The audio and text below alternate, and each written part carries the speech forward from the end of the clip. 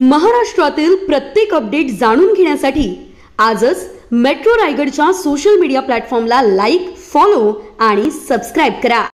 रायगड जिल्ह्याच्या मुख्यालयाला जोडणाऱ्या अलिबाग वडखळ महामार्गाची दुरवस्था झाली आहे।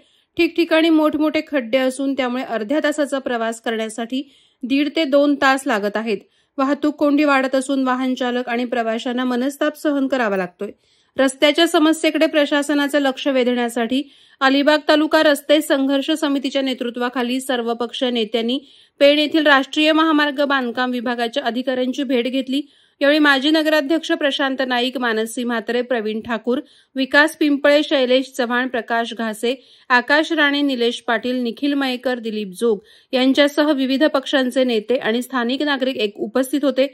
महामार्गावर पिंपळभाट, राऊतवाडी, वाडगाव फाटा, खंडाळा, मैनूशेठचा वाडा, तीनविरा, चरी, पेझारी ते पोयनाड आणि पांडबादेवी परिसरात मोठ्या प्रमाणात खड्डे पडलेत।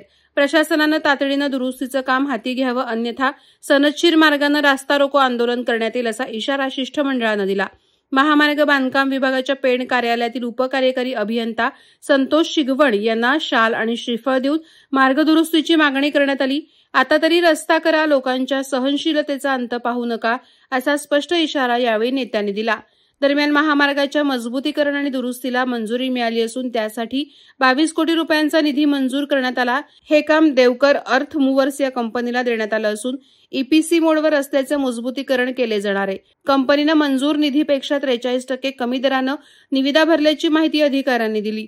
खड्डे भरण्याचं काम उद्यापासून सुरू करण्याची हमी त्यांनी दिली असून काम तातडीने हाती घेतलं जाईल असं आश्वासन यावेळी देण्यात आलं। महामार्गाची दुरवस्था दूर करून नागरिकांना दिलासा मिळावा अशी नागरिकांची अपेक्षा आहे। Subscribe now and press the bell icon. Never miss an update.